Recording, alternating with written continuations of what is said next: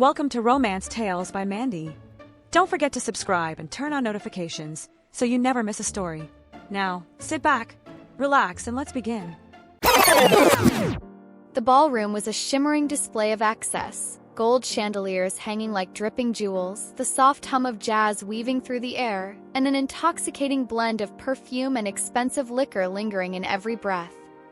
It was the kind of event where wealth wasn't just present, it was flaunted. A world far from mine. I wasn't supposed to be here. The invitation had come through Charlotte, my best friend, who practically begged me to be her plus one. Come on, Isabella, it's just one night. No one will even question it. She had said, eyes alight with mischief. I hesitated. This wasn't just any company event. It was an exclusive gathering, reserved only for senior executives and those in managerial positions or higher. People who actually mattered in the grand hierarchy of Kingston enterprises. Unlike me, I had only been working there for 2 weeks. Just a secretary, buried under emails, schedules, and endless requests. One of the thousands who kept the company running but remained invisible in the background. And if anyone found out I wasn't supposed to be here, but Charlotte had insisted. Just enjoy yourself. She had whispered as we stepped through the grand entrance, the luxurious space opening up before us. And so I tried. I took a glass of champagne, let the atmosphere wash over me, pretended I belonged.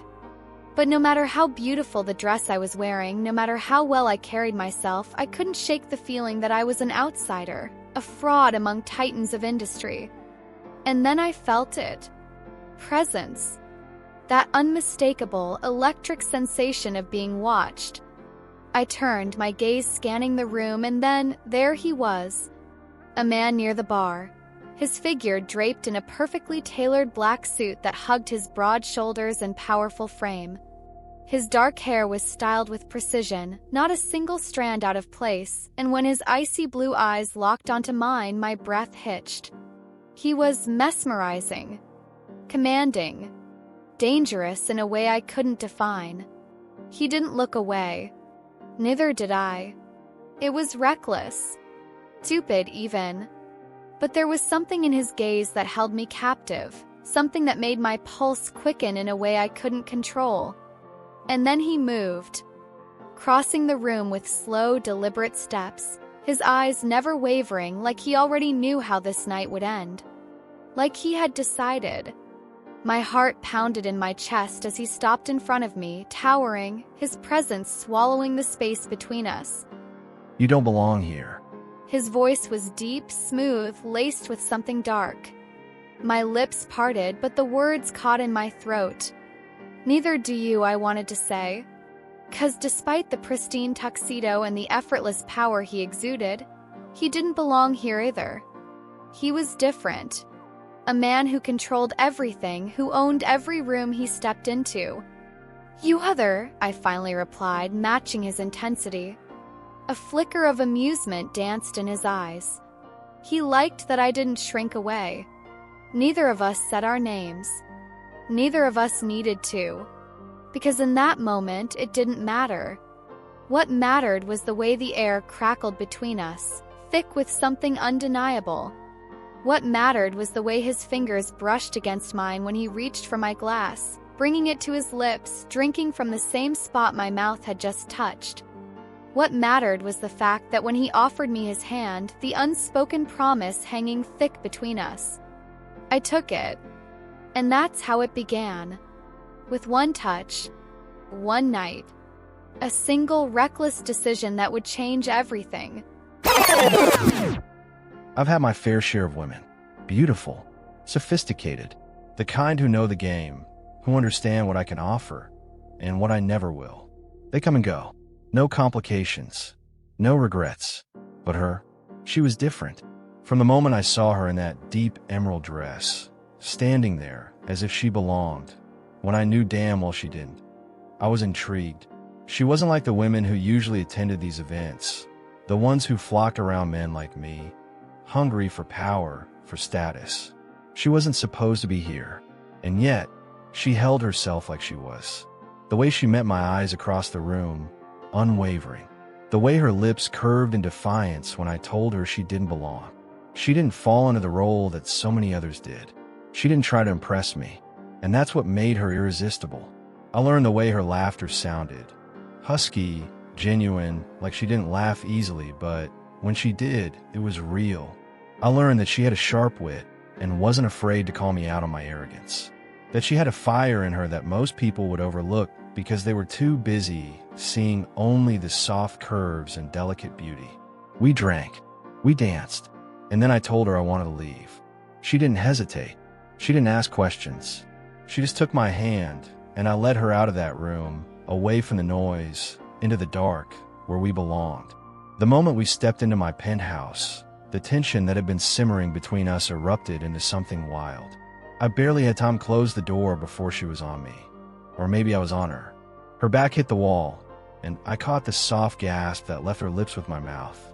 She tasted like champagne and something sweet, something uniquely her. My hands found the curve of her hips, pulling her closer, and she responded in kind. Nails grazing against the back of my neck, a soft moan swallow between kisses that grew deeper, hungrier. I wasn't gentle. I didn't want to be, and neither did she. She matched me in every way. Kiss for kiss, touch for touch, heat for heat. Her dress slipped from her shoulders, pooling at her feet, leaving her in lace and smooth, tempting skin that begged to be explored. I took my time, dragged my mouth down the line of her throat, over the delicate dip of her collarbone, tasting, savoring, branding her with every touch. She was fire in my hands, a woman who should have been nothing more than another fleeting pleasure. Yet somehow, she felt like a challenge I wasn't ready to let go of. I woke up to the soft glow of morning light filtering through the windows. In an empty bed, the sheets were cold beside me, the space where she had been already long abandoned. No, nothing but the memory of her body pressed against mine, the echo of her voice in the darkness, the way she had unraveled under my hands. A part of me should have been relieved. This was how I preferred it. No strings, no expectations. But as I sat up, running a hand through my hair, I realized something unsettling. I didn't even know her name, and for the first time in a long time, I wanted to. I wasn't expecting to see him again. Not at work. It had been a few days since the gala, and I had thrown myself into my new job, determined to forget the way his hands had felt on my body, the way his lips had made me lose all sense of reason. But then there he was, tall, commanding, moving through the office like he owned the place, which apparently he did. I caught sight of him from the break room, his sharp jawline and piercing eyes impossible to miss. My breath caught in my throat, my pulse hammering in my ears. What was he doing here? I hadn't even known his name. That night, neither of us had asked. It had been a moment of pure impulse, pure desire. And now, seeing him here, I felt a strange mix of curiosity and dread. I turned to Melissa, one of the other secretaries, who was busy adjusting her blouse in the reflection of the coffee machine. "Who is that?" I asked, keeping my voice casual. She followed my gaze and let out a small, knowing smirk. Kingston, CEO. CEO. The word hit me like a wrecking ball. I felt the blood drain from my face, my stomach twisting violently. No. I stumbled back, barely muttering a response before rushing out of the room. My vision blurred, my body suddenly clammy, nausea rising so fast that I barely made it to the restroom before I emptied my stomach. I told myself it was the shock, the stress. Maybe I'd eaten something bad. But the sickness didn't go away. Days turned into weeks, and the nausea remained. First, I ignored it, convincing myself it was just nerves, an unfortunate side effect of learning that I had slept with my billionaire boss. But then my period never came, and I couldn't ignore it anymore. I stood in my tiny bathroom, gripping the edge of the sink as I stared at the pregnancy test lying on the counter. 2 pink lines were unmistakable. Pregnant. A sharp, panicked breath left my lips. This wasn't happening. My mind raced, scrambling to make sense of it. Had we used protection? I squeezed my eyes shut, trying to recall that night. The way we'd lost ourselves in each other. The heat, the desperation, the way clothes had disappeared too fast, hands too eager. No condom. I felt sick all over again. Oh God. Austin Kingston, the untouchable, powerful CEO of this company, was the father of my child. And he had no idea. I gripped the counter, trying to steady my breathing. I couldn't tell him. He was a man who thrived on control, who probably saw relationships as nothing more than business transactions. A baby wasn't something he'd want, something he'd planned. I could already imagine the cold, calculated way he'd react. No, this was my problem, my life, and I wasn't about to let Austin Kingston decide what happened next. I wasn't looking for her. That was the lie I told myself every day since the gala. Since she disappeared from my bed before the sun had even risen. Since she left me with nothing but the faint scent of her on my sheets and a frustration I couldn't shake. I tried to forget her, tried to push her out of my mind the way I did with every other woman who had ever shared my bed. But it hadn't worked. Her laugh, her sharp tongue, the way she'd looked at me like she wasn't the least bit intimidated. She was burned into my memory, and it pissed me off. So when I saw her, just a glimpse of her in the hallway, clutching a stack of folders, moving too quickly, I almost thought I was imagining it. But it was her, the woman from that night, the woman I hadn't been able to forget. I had no idea who she was, her name, her job, nothing. And before I could call out to her, she disappeared into an office. I moved to follow, but then I heard her voice. I don't know what to do, Char. She said, her tone low, frantic. I took a step closer, curiosity gnawing at me. I wasn't above eavesdropping, especially when it came to a woman who had been haunting my goddamn thoughts for weeks. She continued. I can't believe this is happening. I mean, the only person I've slept with in months is him. It was just one night. My breath left my lungs in a sharp exhale. What? Charlotte's voice came next, cautious. Isabella, are you sure? Isabella. Her name landed like a punch to the chest, but I barely had time to register it before her next words hit even harder. I stepped closer, my heartbeat suddenly thundering in my ears. Yeah, Char, and I still can't believe it. She said, her tone low and laced with frustration. I'm really pregnant. I froze. Charlotte let out a sharp breath. Have you decided what you're going to do? I don't have a choice, do I? I have to keep it. But I can't tell him. Him. Isabella, he has a right to know. I know, but it was just one night, Char. Didn't mean anything. And I didn't even know who he was until weeks later. Charlotte hesitated. Who is he? Austin Kingston. The air left my lungs like I'd been sucker punched. Charlotte gasped. That Austin Kingston? I didn't remember moving, didn't realize I'd stepped forward until I was standing in the doorway, my voice a low, clipped demand. Is that true, Isabella? She whipped around, her face draining of color. Charlotte's eyes went wide in horror. For a few beats, there was only silence. Then Isabella straightened her shoulders, lifting her chin in defiance. Austin, I didn't let her finish. Are you pregnant with my child? My voice was steel, edged with something I couldn't name. She hesitated, and that hesitation was answer enough. Jesus Christ, Isabella. I muttered, running a hand down my face, trying to process the sudden weight crashing down on me. You weren't supposed to find out. She whispered. I let out a humorless laugh. Yeah, I got that part. Charlotte mumbled an excuse and practically ran out, leaving us alone. I turned to Isabella, my mind spinning. How the hell did this happen? My voice was sharp, my patience unraveling. She shot me a glare. Do I really need to explain to you how babies are made, Austin? I exhaled hard, trying to keep my temper in check. And then, like a lightning strike, the memory crashed into me. The taste of whiskey on her lips, her body pressed against mine, warm and soft and irresistible. The way we had practically torn each other's clothes off in desperation. And the most important detail, fuck, we hadn't used a condom. I hadn't even thought about it. Neither of us had. I looked at her, and by the way her expression shifted, I knew she had realized it too.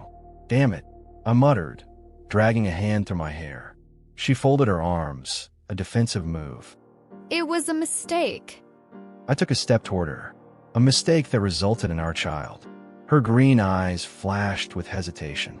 What do you want from me?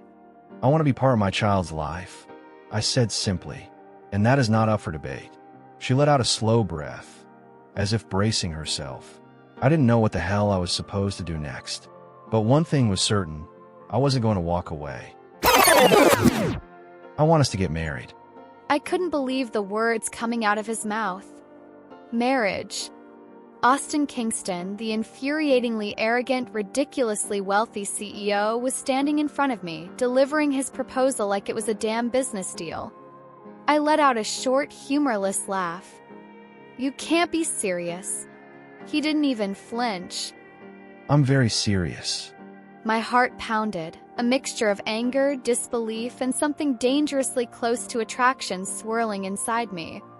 This man thought he could solve everything with money, with control. I crossed my arms. Let me get this straight.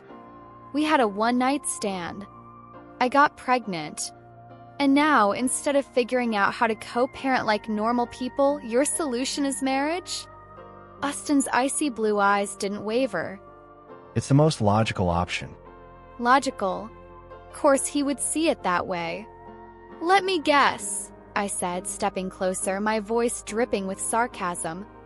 You have some ironclad contract ready, dictating exactly how our marriage will work?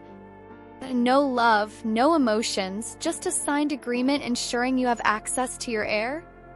His jaw tightened, and for the first time I saw something flicker in his expression. Annoyance, maybe even a hint of regret.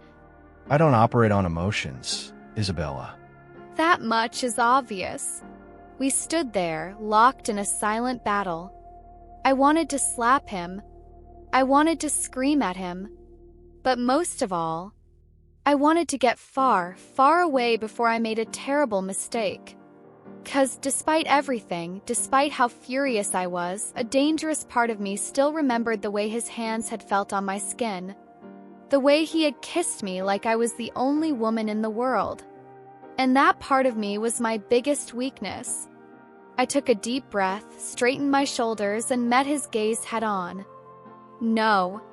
Austin frowned. No? I stepped back, putting as much distance between us as possible. I'm not marrying you, Austin. I don't care how much money you have, how many lawyers you bring into this, or how much control you're used to having. You don't own me. You don't get to dictate my life just because I'm carrying your child. For the first time, his calm, controlled mask cracked. His lips parted as if he was about to argue, but then he just studied me. Like he was reassessing everything. Like he wasn't used to hearing the word no. Finally, after what felt like an eternity, he let out a slow breath. This isn't over, he said, his voice low and dangerous. A shiver ran down my spine, but I refused to let him see how much he affected me. Maybe not, I admitted. But you don't get to decide everything, Austin. Not this time. I turned on my heel and walked away, my heart racing, my hands trembling. 'Cause deep down I knew the truth. This wasn't over. Not even close. Rejection wasn't something I was used to. People didn't say no to me. Employees obeyed without question. Business rivals folded under pressure. Women, especially women, melted the moment I gave them attention. But Isabella Carter, she had walked away from me like I was just another man. like I was forgettable, and that did something to me. Something dark, something that made my blood run hot and my muscles tense with frustration. I leaned back in my chair, watching the city skyline through the floor-to-ceiling windows of my office. It was late, the building quiet, the only sound the distant hum of New York traffic. But all I could think about was her. The way she had looked at me. Fierce, determined, completely unimpressed by the power I held. I smirked. She had no idea who she was dealing with. This wasn't over. I had no intention of being a distant father, a stranger to my own child. And if Isabella thought she could shut me out, she was mistaken. I had built an empire by bending the world to my will. She wouldn't be an exception. The only question was how I would bring her back into my life. Money? No. Isabella wasn't the type to be bought. I had seen the fire in her eyes, the way she had squared her shoulders like she was preparing for battle. No amount of zeros on a check would change her mind. But there were other ways to make her come to me. Ways that had nothing to do with logic and everything to do with desire. I remembered the way her body had felt under mine, the way she had gasped when I kissed her throat, how she had melted when I gripped her hips and pulled her against me. She could pretend all she wanted, but I knew the attraction between us was undeniable. She had felt it that night, and I was willing to bet she still felt it now. I grabbed my phone, scrolling through my contacts until I found the number I needed. A slow smirk curled my lips as I hit dial. If Isabella wanted to fight me, she'd better be ready to lose. The next morning, I arrived at the office earlier than usual, anticipation humming beneath my skin. Isabella might think she had the upper hand, but she was about to learn exactly what kind of man she was dealing with. I had already made a few calls, arranged a few things. If she wouldn't come to me willingly, I'd give her reasons to reconsider. As I stepped out of the elevator, I spotted her at the far end of the corridor, her back to me. Her golden blonde hair was pulled into a loose bun, stray strands brushing the curve of her neck. She was focused, flipping through a stack of papers, oblivious to the storm about to hit her. I waited for the moment she turned, waited for the moment our eyes met. And when it happened, I saw it. The flicker of recognition, the quick, sharp inhale of breath. She recovered fast, though, straightened her shoulders, held her ground. But I saw through it. She's still affected by me. I approached slowly, my footsteps deliberate, giving her plenty of time to escape if she wanted to. But she didn't move. She stood her ground, defiant as ever. Mr. Kingston, She said, her voice steady. I smirked. Mr. Kingston? Her green eyes flashed. I have work to do. If you'll excuse me. I shifted, blocking her path. I don't think so, sweetheart. Her breath hitched, just for a second, but I caught it. She was good at pretending, but her body betrayed her. You don't even know me, Austin. I chuckled darkly. Funny, considering the way we spent that night together. Her lips pressed into a firm line, but I saw the slight pink dusting her cheeks. I stepped closer, dropping my voice to something just above a whisper. That didn't stop you from wanting me then, and it won't stop you from wanting me now. She opened her mouth to argue, but I didn't let her. I'm not going anywhere, Isabella. You and I have unfinished business, and no matter how much you want to fight it, you know this isn't over. Her lips parted, but she didn't speak, didn't deny it. I smiled. Checkmate. I stormed down the corridor, my heels clicking sharply against the polished floor.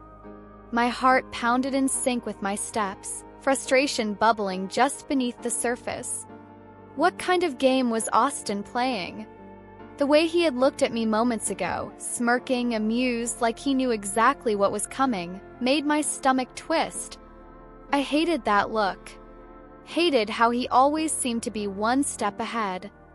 And now this.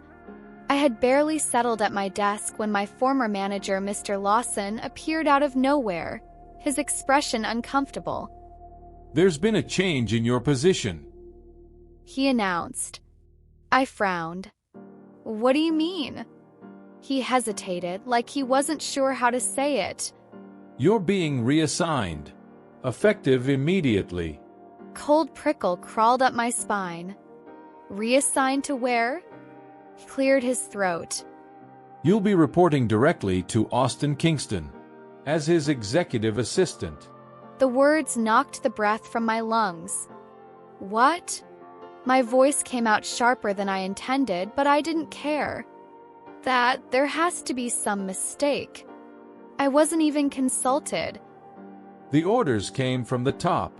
Look, Isabella, you're a great employee. I'm sure you'll do well in this role. But I'd suggest heading up to his office now. Mr. Kingston doesn't like to be kept waiting. I barely remembered how I got to his floor, but now, standing in front of his massive office doors, anger and nerves warred inside me. He had no right to do this. I took a deep breath and pushed the door open. Austin sat behind his desk, looking maddeningly composed. His navy suit was tailored to perfection, the crisp white shirt beneath stretching over his broad chest. His piercing blue eyes met mine, calm, calculating, like he had been expecting me. Right on time. He murmured, leaning back in his chair. I crossed my arms. What the hell is this, Austin? His lips twitched at my tone like he found my anger entertaining. It's called a job reassignment. I took a step forward, my pulse hammering. You had no right. Oh, but I did. You work for my company, Isabella. That means I decide where your skills are best utilized. He stood, his towering frame only making me feel more cornered. My nails dug into my palms. This isn't about my skills. This is about control. He exhaled slowly, as if I was exhausting him. You're carrying my child. You shouldn't be running around the company, overworked, reporting to people who don't know your situation. This arrangement makes sense. Does it? I scoffed. Or does it just make things easier for you? He stepped closer, and I swore the air shifted. His scent, rich, clean, something undeniably masculine, wrapped around me, suffocating in the worst, most addictive way. You're acting like this is a punishment. You're working directly for the CEO, Isabella. People would kill for this opportunity. I don't care about the title, Austin. I care about the fact that you did this behind my back. He studied me for a long moment. Would you have accepted if I had asked? No. But the fact that he had manipulated the situation, forced me into his orbit, made my skin heat with equal parts rage and something I didn't want to name. You don't get to decide things for me, I bit out. His eyes darkened slightly. You're carrying my child. That means I will be involved. In every way. My stomach flipped at the double meaning laced in his words.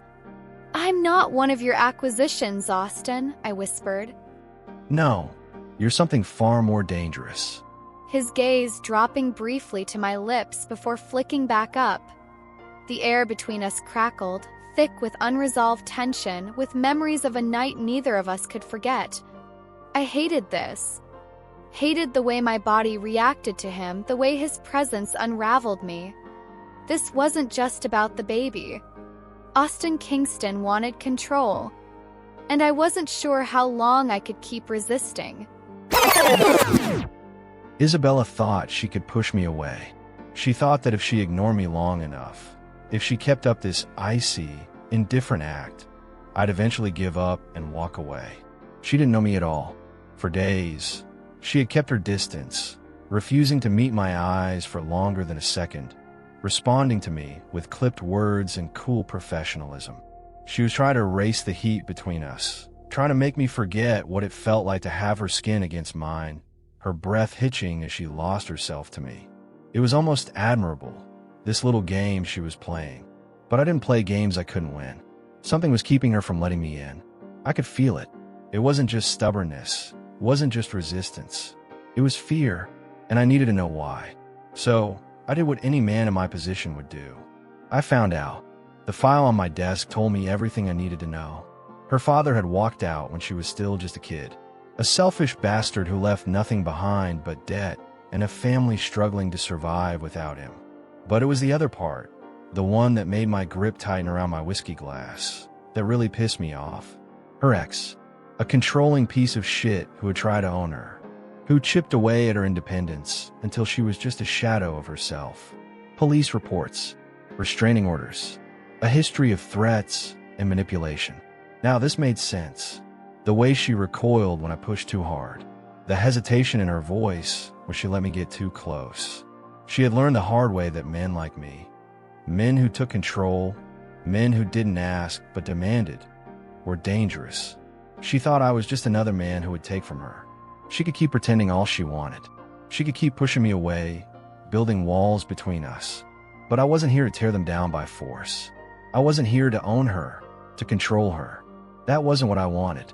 I wanted her, the real Isabella, the woman who challenged me, who stood her ground, who didn't let the past define her, the woman who, despite everything, still had fire in her eyes. And I'd prove to her that not all men took and destroyed. I wasn't her father. I wasn't her ex. I wouldn't abandon her. I wouldn't break her. I'd earn her trust. Because Isabella might not realize it yet. But she didn't have to fight this battle alone anymore. I could feel it coming. The storm. Austin stood in front of me, eyes burning with something raw, something furious. Tension between us had been simmering for days, growing hotter with every clipped conversation, every look that lasted too long. It was only a matter of time before it erupted. And now here we were. You had me investigated? My voice came out sharp, laced with disbelief. My heart pounded in my chest, but I refused to back down. He didn't even flinch. I needed to understand why you keep pushing me away. I clenched my fists. You had no right. My past is none of your business. His jaw tightened, a muscle ticking. It is my business. You're carrying my child, Isabella. And I need to know how to protect you. He exhaled sharply, dragging a hand through his hair. Protect me? A bitter laugh escaped before I could stop it. I don't need your protection, Austin. I don't need you. The second the words left my mouth, I regretted them. Not because they weren't true, but because of the way his expression shifted. Like I had struck him. Like he actually cared. His gaze darkened, the air between us thickening. You don't mean that.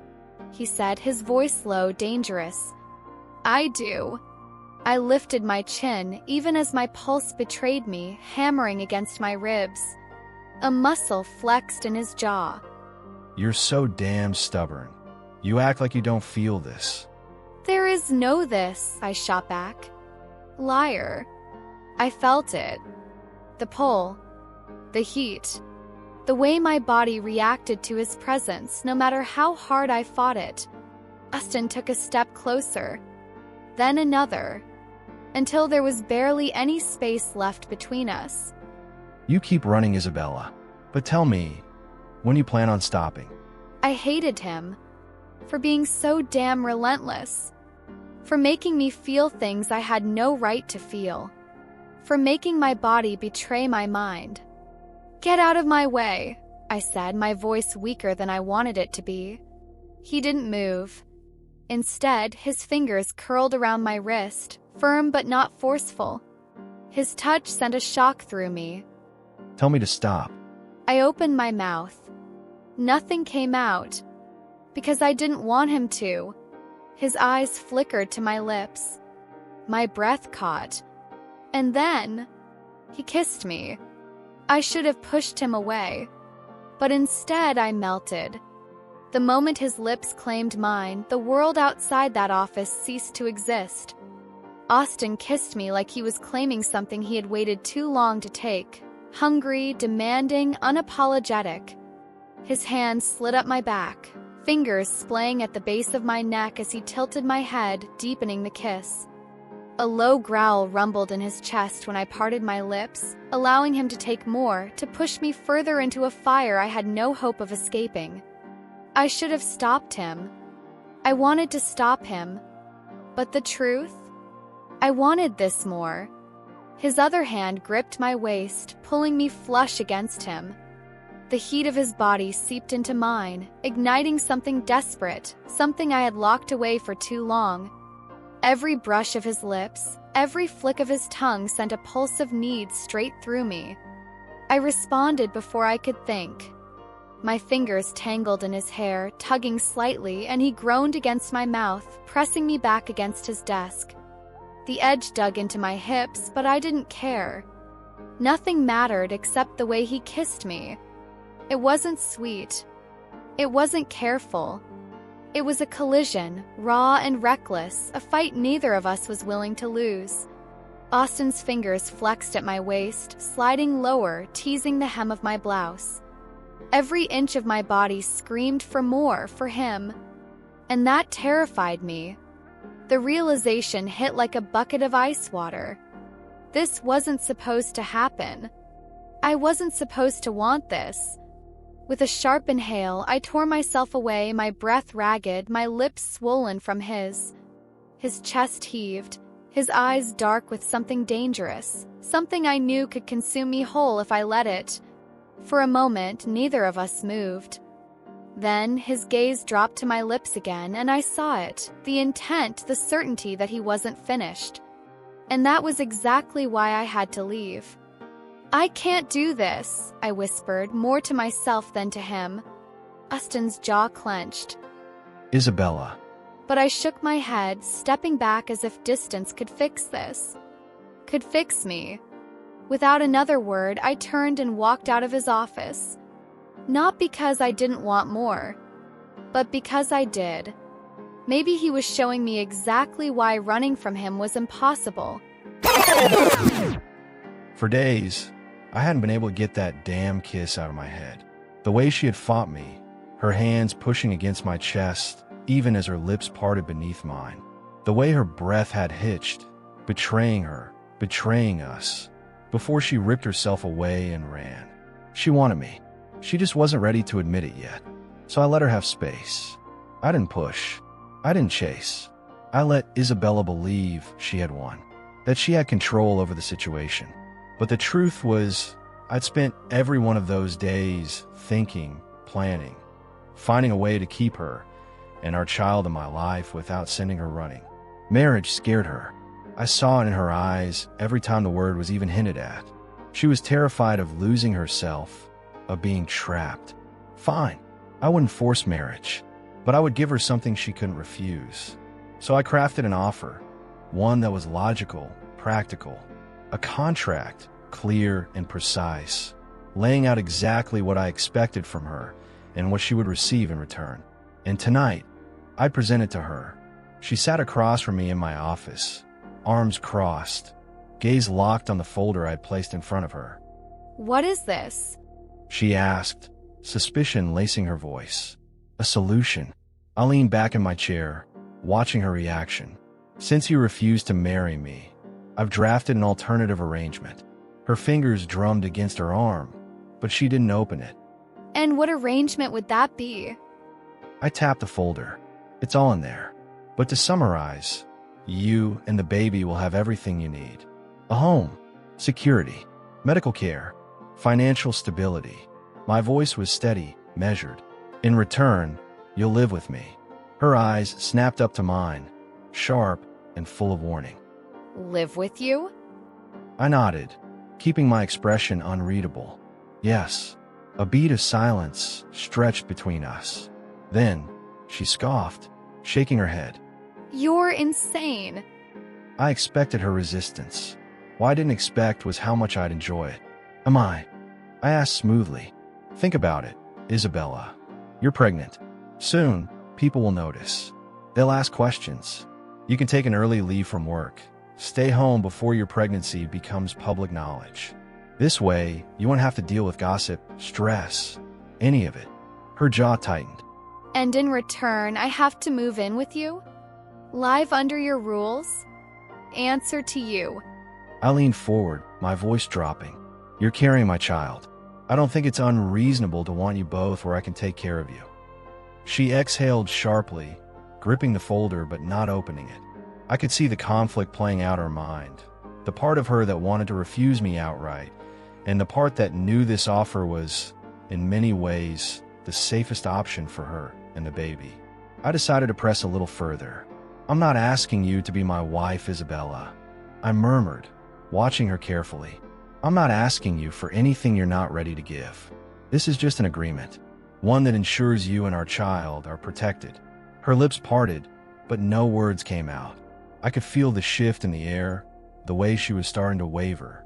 She looked down at the folder, fingers tightening around the edges. And after what felt like an eternity, she opened it. I fought the urge to smirk. I already knew her answer. 2 days later, I was standing in the middle of Austin Kingston's penthouse, watching as the last of my things were brought inside.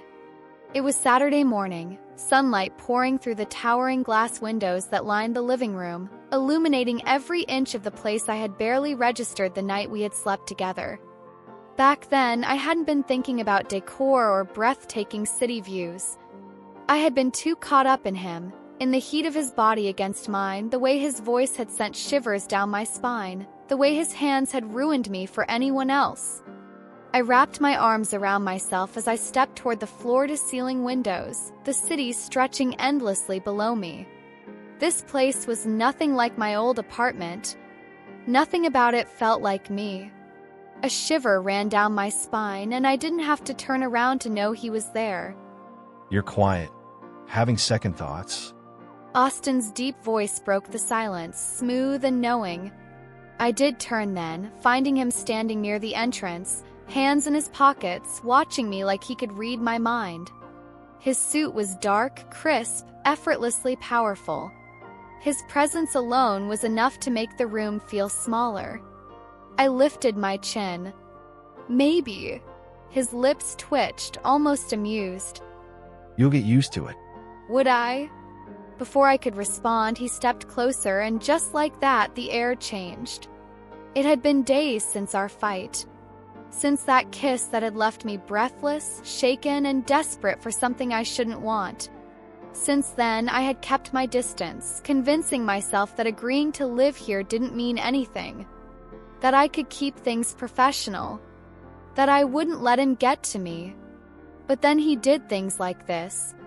Standing too close. Looking at me like I was a puzzle he was determined to solve. "I know what you're doing," I said, my voice steady even as my pulse betrayed me. He raised an eyebrow. Do you? "You like playing games. Testing me. Seeing how far you can push me before I break." Austin's expression didn't change, but something flickered in his blue eyes. Something dark, something dangerous. I'm not trying to break you, Isabella. I'm trying to make you realize that you want to be here. A slow, heated awareness settled between us, crackling like an open flame. I took a step back. He took a step forward. Tension stretched thin, and I hated how much I liked it. "Stop looking at me like that," I murmured. Like what? "Like you know exactly how to get what you want." His lips curved, his voice nothing but a whisper when he said, Maybe I do. I swallowed hard, turning sharply before I did something really stupid. Like kiss him again. Like give in. "I need to unpack," I said, walking toward my new bedroom. "And you need to stop thinking that just because I live here, it changes anything." Austin didn't try to stop me. But as I walked away, I felt his gaze on me. Knowing. Waiting. 'Cause we both knew the truth. Living with Austin Kingston changed everything. And there was no turning back now. 2 days after moving into Austin's penthouse, I still wasn't sure if I had made the right decision. The place was undeniably stunning, sleek, modern, and expansive, with floor-to-ceiling windows that overlooked the city. During the night we had spent together weeks ago, I hadn't taken in much of it, too consumed by him. But now, living here, I was hyper-aware of every luxury surrounding me. And even more aware of Austin. 'Cause he was always there. Not in an obvious way. He didn't hover or demand my attention outright. No, Austin played a different game, one that was far more dangerous. He lingered. In the kitchen, standing too close when I grabbed my coffee. In the hallway, brushing past me when there was plenty of room to avoid contact. He never touched me in a way that crossed the line, but he tested my limits in every other way. Like last night. I needed air. Face. a moment away from the suffocating awareness of him that had followed me around all day. The rooftop of Austin's penthouse was breathtaking at night, an open space with a panoramic view of the city skyline, the glow of 1,000 lights stretching endlessly beyond the horizon. What I hadn't expected was to find Austin there, working out, shirtless. I froze in the shadow of the doorway, my breath catching in my throat. He was in the middle of his workout, muscles flexing as he moved, slow, precise, powerful. His shorts hung low on his hips, his abs glistening under the dim rooftop lights, sweat tracing a path down the hard ridges of his stomach. Every movement, every shift of his body was pure control, pure power. And the worst part? He had no idea I was watching. Which meant every second of this, every pull-up, every push-up, every effortless flex of muscle, wasn't for show. It was just him. I should have left. Turned around before he noticed me. But my feet wouldn't move. Then, as if he could sense me, Austin straightened from his final rep, rolling his shoulders, breathing deep, and turned. Our eyes locked. A slow, knowing smirk spread across his face. Couldn't sleep, Isabella. His voice was low, teasing, laced with something that made my stomach tighten. I lifted my chin, ignoring the heat creeping up my neck. I didn't realize I'd walked into your personal gym. He grabbed a towel, wiping the sweat from his chest before draping it around his neck. You didn't. I just like the view up here. He stepped closer, and I tried to ignore the way my pulse jumped. See something you like? He asked, his voice all smooth arrogance. I crossed my arms, forcing a smirk of my own. I've seen better. His chuckle was low, dark. Liar. I turned, heading back inside, but before I could escape, I felt him behind me, his heat, his presence swallowing me whole. You keep running from me, Isabella. But we both know you won't get very far. His voice was quiet, dangerously soft. I swallowed, ignoring the way his words curled around something deep inside me. "Good night, Austin," I said, forcing steel into my tone. And then, before I could do something stupid like turn around and let myself get lost in those damn eyes of his, I walked away. But even as I reached my room, closing the door behind me, my heart was still pounding. 'Cause for the first time, I was starting to realize something terrifying. Maybe I didn't want to run. And now, tonight, I was feeling it. Every glance, every smirk, every unspoken challenge in his eyes. By the time I stepped into the living room, I was already on edge, my nerves stretched tight. Austin was there. Of course he was. Sitting on the couch, glass of whiskey in hand, his long legs stretched out in front of him, exuding his usual air of quiet, undeniable dominance. Can't sleep again. His voice was smooth, a dark temptation that wrapped around me like silk. I exhaled slowly. Maybe I just liked the view. His lips twitched, eyes flickering with amusement. That's so. I moved to the kitchen, pretending to busy myself with a glass of water, but I could feel him watching me. Then, suddenly, he was behind me. Not touching. Not speaking. Just there, his heat radiating against my back. His presence impossible to ignore. You keep looking at me like that, and I'm going to start thinking you want something. He murmured, voice low. I swallowed, my pulse hammering. I should walk away. I needed to walk away. Instead, I turned. Austin was right there, too close, his scent wrapping around me, something dark, masculine, entirely him.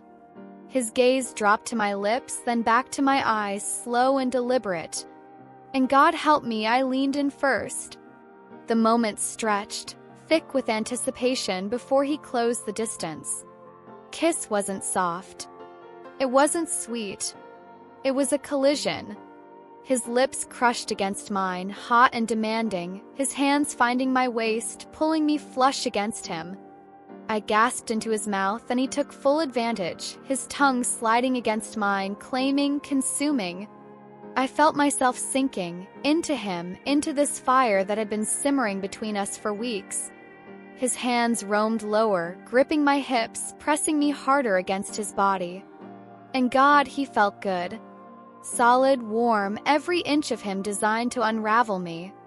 My fingers tangled in his hair, tugging, and he growled against my lips, deep and guttural, sending a shiver down my spine. This was insanity. Dangerous. But I wanted it. Until I tore myself away, chest heaving, my lips swollen from his kiss. Austin's breathing was just as unsteady, his eyes dark with something raw, something dangerous. I took a shaky step back, then another, until I was out of reach. "I can't," I whispered, more to myself than to him. Then I turned and walked away, leaving him standing there, his gaze burning into my back. I barely made it down the hall before I felt him behind me. I didn't hear him move, Austin was too controlled for that, but I felt him. His presence was magnetic, an invisible pull that no amount of logic could fight. Before I could reach my bedroom, his hand wrapped around my wrist, firm but not forceful, stopping me in my tracks. Don't run from this, he murmured, his voice low and rough. I should have pulled away. Should have kept walking, closed the door between us, locked it if necessary. But I turned instead. Austin's eyes burned into mine, filled with something dark and consuming. The tension between us wasn't new. It had been building, simmering, threatening to boil over for weeks. Now there was no stopping it. I didn't know who moved first. Maybe it was him. Maybe it was me.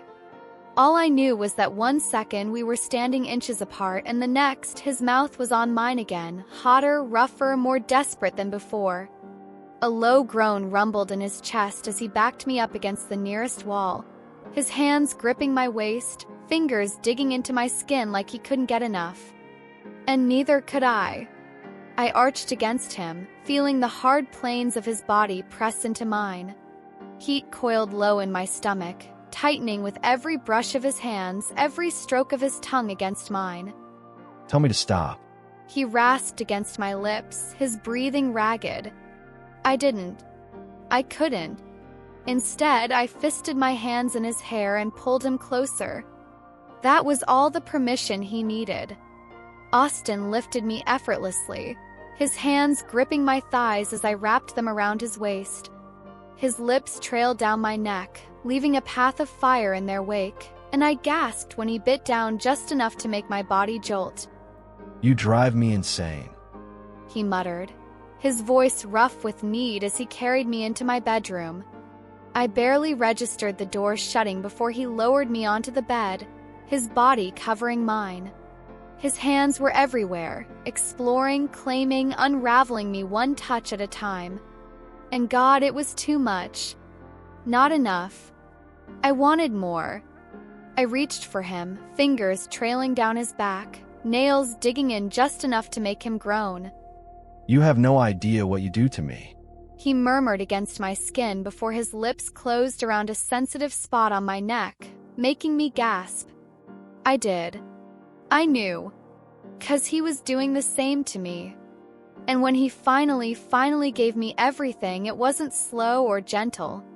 It was fire and desperation. It was weeks of tension, of frustration, of need crashing down all at once. I had told myself I wouldn't do this again. But with Austin, resistance was impossible. And a part of me feared it always would be. She was fire and silk beneath me. The night had been a blur of heat, gasps, and tangled limbs. There was no hesitation this time, no battle of wills, only raw, unfiltered need. The second I had her in my arms, I knew I wouldn't be gentle, and she didn't want me to be. Isabella met me at every turn, every touch, every demand. She moaned my name like it belonged to her, like she knew exactly how to break me. And maybe she did, because when I kissed her, when I buried myself deep inside her, something inside me cracked open. I felt her, not just her body, but her. The way her nails raked across my back, the way her thighs tightened around me, keeping me close, like she didn't want to let go. The way she whispered my name when she shattered beneath me, dragging me right over the edge with her. I had told myself this was just sex. That was a lie, because it wasn't just the way she felt. It was the way she looked at me in the darkness, like she saw something in me no one else ever had. That should have terrified me. Instead, I craved it. And now, in the quiet of the morning, I was still here, still in bed, watching her sleep, letting myself trace the curves of her bare body with my eyes. She was fucking beautiful. Her hair was a mess, her lips swollen from my kisses, her skin still marked with the evidence of last night. But it wasn't just that. It was the way she looked soft like this, vulnerable, a contradiction to the sharp, stubborn woman who fought me at every turn. And yet, she had given herself to me, completely. My gaze drifted lower, to where the sheets barely covered the gentle curve of her stomach. My child was growing inside her. Mine. Something in my chest tightened. Something foreign. Something dangerous. I clenched my jaw, forcing the feeling away. This wasn't part of the plan. I had spent my life building walls, creating a world where nothing and no one could touch me. And yet, she was getting in. I needed distance, before it was too late. With one last look, I slipped out of bed, careful not to wake her. Minutes later, I was standing under the scalding spray of the shower, my hands braced against the tile, trying to scrub away the vulnerability that clung to me like a second skin. This was just sex. That's what I told myself. I had wanted her. Now I'd had her. And yet, as the water cascaded down my body, I knew that was a lie, because I had never wanted anything the way I wanted her. And that scared the hell out of me. By the time I was dressed and out the door, I had made my decision. I wouldn't see her today. Wouldn't let myself get pulled deeper into whatever this was. I needed control, because if I wasn't careful, Isabella Carter would become the one thing I had spent my entire life avoiding. A weakness. The first thing I noticed when I woke up was the emptiness beside me. The sheets were cold. Austin was gone. For a second, I wondered if I had imagined the whole night, the way he had touched me, the way he had looked at me like I was something more than just a woman carrying his child. But the ache between my thighs and the faint marks he had left on my skin were proof enough. Till he was nowhere to be found. I frowned, sitting up and pulling the sheets tighter around me. Maybe he had an early meeting. Maybe he didn't want to wake me. But then, why hadn't he left a note? A message? Anything? I shook off the sting of disappointment and got up, forcing myself to go about my morning. I told myself I wouldn't let it bother me. Except it did. The entire day passed and I didn't see him. Not at the office. Not at lunch. Not even a passing glance. By the time I got back to the penthouse that evening, the frustration had settled deep in my chest. Where the hell was he? I reached for my phone and called him. Straight to voicemail. I tried again. Same result. The Austin Kingston I knew was always in control. Always aware of everything happening around him. There was no way he simply didn't see my calls, which meant he was ignoring me. I hated how much that realization stung. I had told myself from the beginning that this wasn't real. That whatever was happening between us was just an arrangement. Physical. Temporary. But last night had felt different. I had seen something in his eyes when he touched me, something deeper, something raw. And now he was running from it. From me. Fine. Let him run. I wasn't going to chase him. I set my phone down, climbed into bed, and told myself I didn't care. That I wouldn't lose sleep over a man who clearly didn't want to be found. I was lying. The next morning, I walked into the office, determined to put my focus elsewhere. If Austin wanted distance, I'd give it to him. Or at least that was the plan. Until he showed up. Isabella? I turned at the familiar voice, and for the first time in days, I smiled. Liam. Liam Russo had been one of my closest friends during college. We had studied together, pulled all-nighters, and somehow managed to keep each other sane. Now, standing in front of me in a tailored suit and an easy grin, he looked like success itself. I heard you were working here. Thought I'd stop by and say hello. He said, his eyes warm. Before I could respond, I felt him. The air shifted. Temperature in the room dropped. And then, just like that, Austin Kingston was there. I didn't have to look at him to know. His presence alone was enough to send a shiver down my spine. When I finally turned, his gaze was already locked onto Liam. Cold. Calculating. Dangerous. Liam, oblivious, smiled and extended a hand. You must be Austin. Nice to meet you. Austin didn't move. Didn't shake his hand. Didn't blink. His jaw was tight, his fingers curled into a fist at his side. I could see it, feel it. Jealousy. Thick and sharp, rolling off him in waves. He hated this. Hated that another man was standing too close. Hated that I was smiling. Hated that, for the first time, he wasn't in control. And yet, when he finally spoke, his voice was perfectly even. Smooth. I didn't realize Isabella was accepting personal visits during work hours.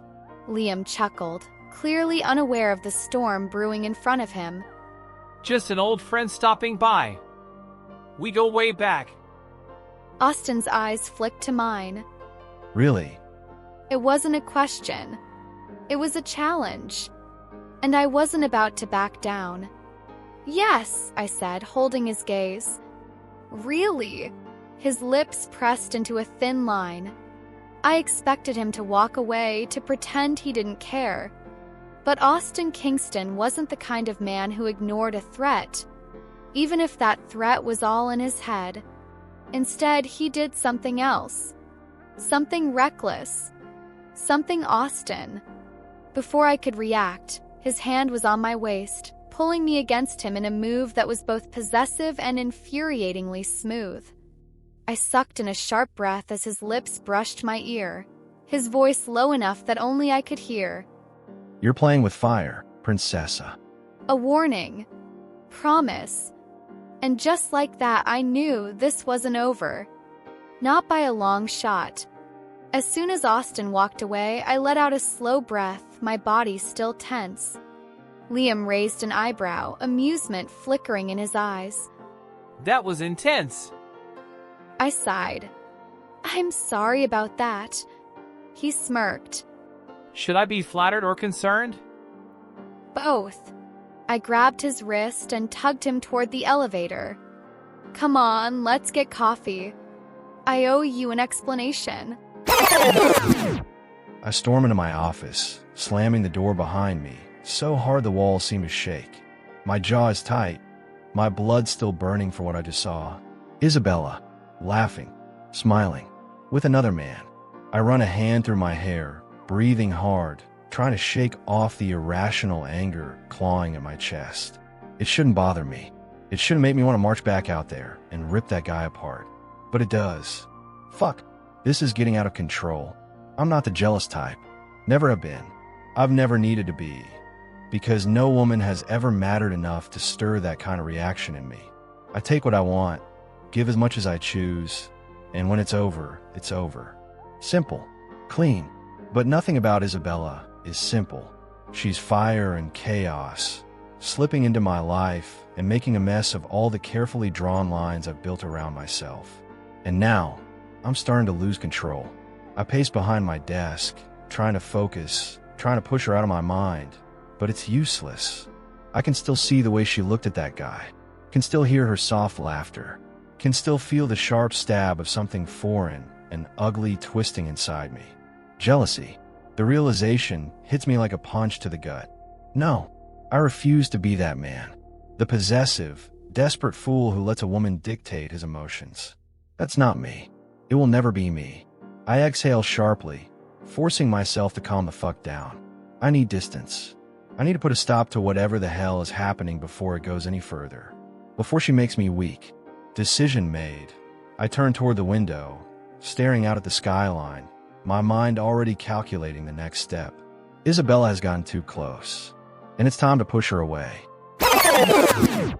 The days after that night with Austin were nothing like I had expected. First, I tried to convince myself I was imagining it. That the sudden distance, the cold glances, the way he barely acknowledged my presence, it was all in my head. But as the days passed, the truth became impossible to ignore. Austin was avoiding me. In the penthouse, I barely saw him. And when I did, it was like I was nothing more than a shadow in the room. He wouldn't look at me, wouldn't speak unless absolutely necessary. Every night, I went to bed alone. Every morning, I woke up to empty spaces, to silence where there had once been heat. He was shutting me out, and I had no idea why. What had changed? That night between us had been incredible. Intense. It wasn't just sex, it had been raw, electric, impossible to ignore. I had felt it in every touch, in the way he held me, in the way he whispered my name like it meant something. So why was he acting like this? Was it because of Liam? The thought hit me like a punch to the gut. Was this about the fact that I had taken Liam out that day? That I had spent time with someone else? Had that somehow pushed Austin over the edge? That was the case. If this was his way of dealing with jealousy, then I needed to face the truth. This had no future. I couldn't live my life walking on eggshells, wondering when he would decide I had gotten too close again. I refused to raise my child in a house where love was a transaction, where emotions were punishable, where I was nothing more than an inconvenience to be managed. I turned toward the bedroom, my decision made. I needed to leave. And this time, I wouldn't look back. With shaky hands, I pulled a suitcase from the closet and started packing. I noticed the silence first. At some point, I had gotten used to her presence. The subtle sound of her moving through the penthouse. The way the air seemed different when she was near. Even when we weren't speaking, even when I was keeping my distance, I could still feel her. But now, there was nothing. A strange sensation crept up my spine as I stepped into the living room. The space felt empty. Too empty. My jaw clenched. She wouldn't have. No. I strode toward her bedroom, my pulse kicking up in my throat. I pushed the door open, and my stomach twisted at the sight in front of me. The closet doors were open. Half the hangers were empty. The dresser drawers were pulled out, some left slightly ajar. The suitcase that had been in the corner was gone. She was gone. A sharp, unfamiliar pain stabbed through my chest. My hands curled into fists as I struggled to breathe past the sudden tightness. She left.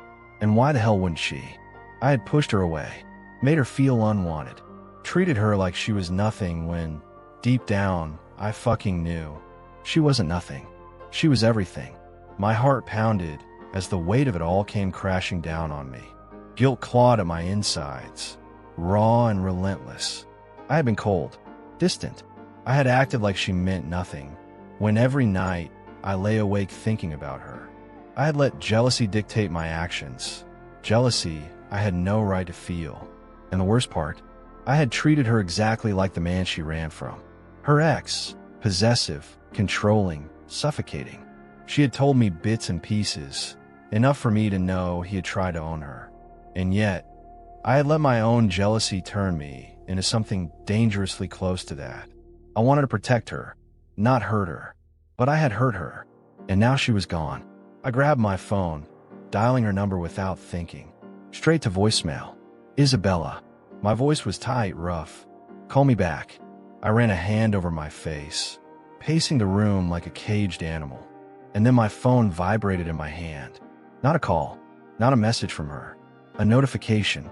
I glanced at the screen, and my stomach dropped. Doctor's appointment. 10:30 a.m. Baby's gender reveal. Fuck. My throat tightened as I stared at the words. Today we were supposed to find out if we were having a son or a daughter. And she was gone. Because of me. Panic crashed through me, swift and unforgiving.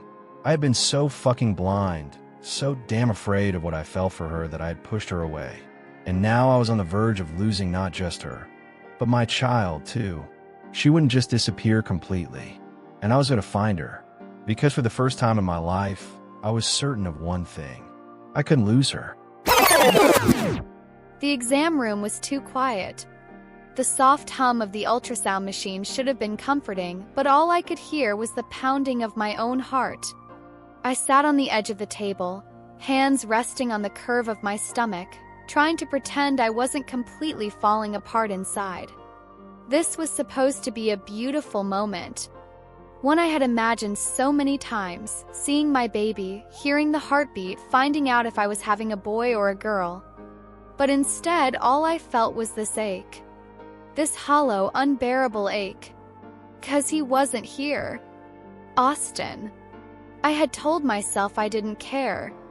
That I didn't need him. That I could do this alone. Now, I'd been repeating it like a mantra, trying to convince myself I'd made the right decision when I walked away. So why did it still hurt like this?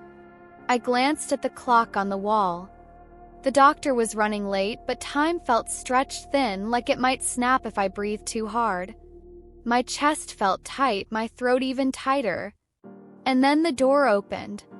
I straightened, expecting to see the familiar face of my OB, a soft smile, maybe a gentle, ready to find out? But it wasn't her. It was him. Austin. I froze. My breath caught somewhere between my lungs and my lips, refusing to move. He stood there in the doorway, looking nothing like the man who had pushed me away. His chest rose and fell like he'd run here, like finding me had been a race he couldn't afford to lose. His hair was a mess, his eyes wild and aching. Gone was the cold mask, the stone wall I had slammed into over and over again. All that was left was him. Just Austin. And God, he looked wrecked. Isabella, I'm sorry. He stopped, shaking his head like the words didn't come fast enough. I fucked up. Tears immediately burned behind my eyes, but I blinked them back. No, I wouldn't cry. I couldn't, not yet. I'd waited so long to hear him say that. To see some sign that he felt even a fraction of what I had been carrying around like a weight on my chest. But now that it was here, was it too late? I swallowed around the lump in my throat. Austin, what are you doing here? He moved closer, and when his eyes dropped to my stomach before meeting mine again, I nearly lost it. Because I should have been here all along. I felt my heart twist and bend in ways I didn't know it still could. You made it clear you didn't want me, my voice breaking. Don't. That's not true. He dragged a hand through his hair, looking tormented. I was scared of how much I needed you, of how much I feel, but I never stopped wanting this. You, our baby. I want it all, Isabella. My hands trembled in my lap. I had dreamed of this exact moment. Him saying the words, admitting the truth. But real life wasn't a dream, and words alone wouldn't fix everything. I needed more. He took another step toward me, his voice stripped bare. I love you, Isabella. I love you in a way I didn't think I was even capable of. And I don't want to live another damn second without you. The breath I'd been holding shattered out of me. My heart clenched so hard it almost hurt. And still my chest tightened, not with doubt in him, but in myself. I had seen what love looked like when it turned possessive. I had lived through promises that soured, through rings that came with chains instead of vows. Marriage had always felt like a trap, not a dream. He seemed to sense it. Maybe he always had. Austin stepped closer, slowly, like he knew I could bolt. His voice softened. I know what marriage has meant to you in the past. I know you've seen the worst of it. But this, it's not going to be like that. He reached into his coat pocket and pulled out a small velvet box. I'm not asking you to marry me because of the baby. I'm asking because I love you more than I ever thought I could love anyone. A simple, elegant ring sparkled under the fluorescent light. No theatrics. No grand speeches. Just him. And me. And everything in between. Marry me, Isabella. Not because you have to, but because I want to build something real with you. Something that isn't built on fear or control. Something better. Tears I had been holding back finally spilled over. I looked at the man who had broken down his walls just to be here, who had chased after me not to pull me back, but to show me he was ready to stand beside me. I saw it in his eyes. He had changed. But was it enough? Was I brave enough to say yes? Or was my heart still too afraid to trust again? I never believed in forever. I believed in contracts, control, logic, in building empires from stone and steel. Things that didn't break when emotions got involved. Love? That was a weakness, a distraction, something other men fell for and lost everything over. Until Isabella walked into my world like a quiet storm and tore down everything I thought I knew. With a look, with a laugh, with the way she made me feel like more just by standing next to me. And now here I was, not in my office, not behind a desk or in a boardroom, but in the nursery of our home, my tie undone, my heart wide open, holding our son in my arms. Our son. I still wasn't used to the word. It sounded too soft in my mouth, too vulnerable. But every time I looked at him, tiny fingers curled around mine, that little sound he made when he yawned like he already owned the world. I felt something crack open in my chest, something I'd spent a lifetime keeping locked away. Behind me, I heard Isabella's soft footsteps. I didn't turn around right away. I just stood there, breathing in the moment like I was afraid it might vanish if I moved too fast. "He's asleep," I said quietly, brushing my thumb across our son's cheek, like he didn't just turn our entire world upside down.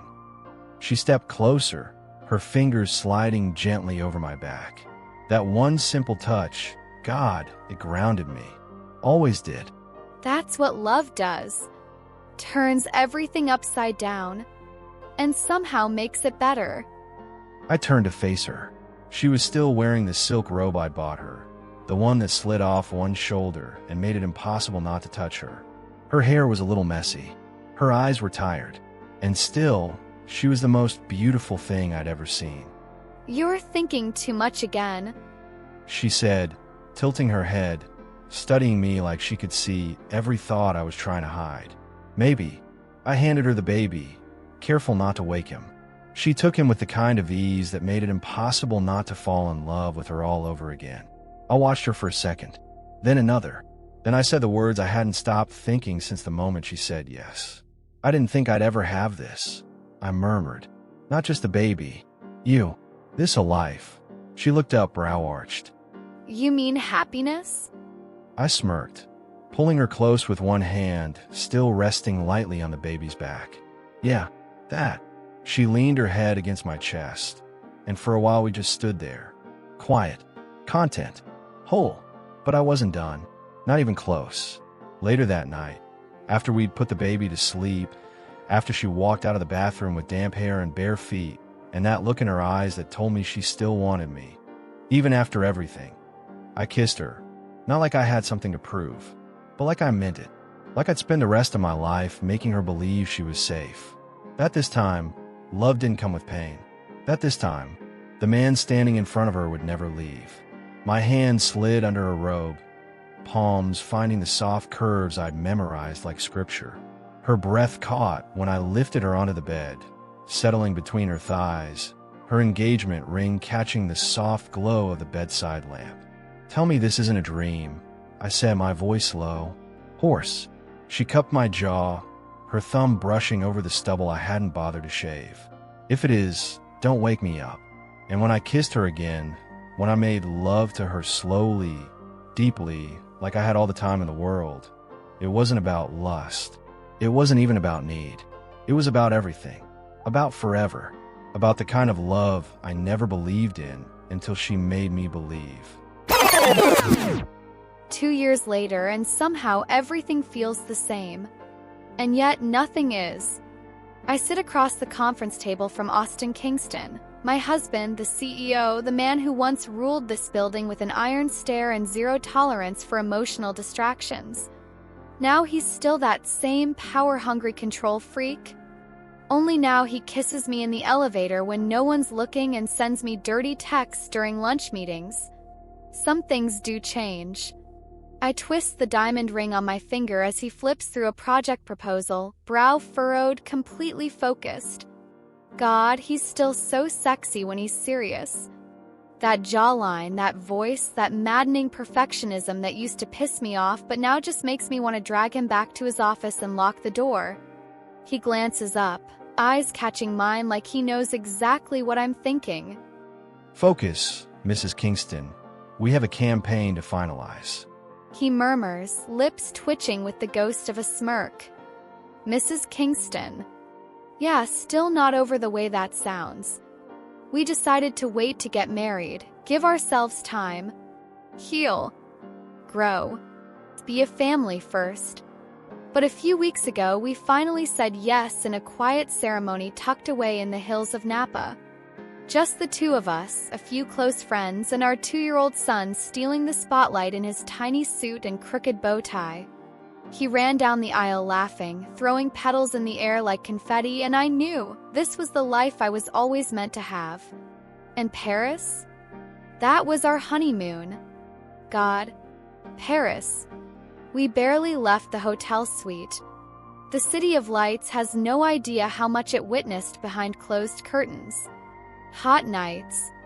Long baths. Silken sheets tangled around limbs and whispered promises in broken French. The champagne stayed cold most nights. We were too busy to drink it. Till I missed our son like hell. He stayed with my mom, who sent daily videos and photos, but nothing compared to holding him. The way he calls me mama, or how he curls into my lap when he's sleepy. Coming home was the sweetest kind of relief, complete with peanut butter fingerprints and bedtime stories. But right now, at this very moment, something's off. Austin is talking, pointing to numbers on a chart, but I'm not listening. My stomach flips. Not just butterflies, a full-on somersault.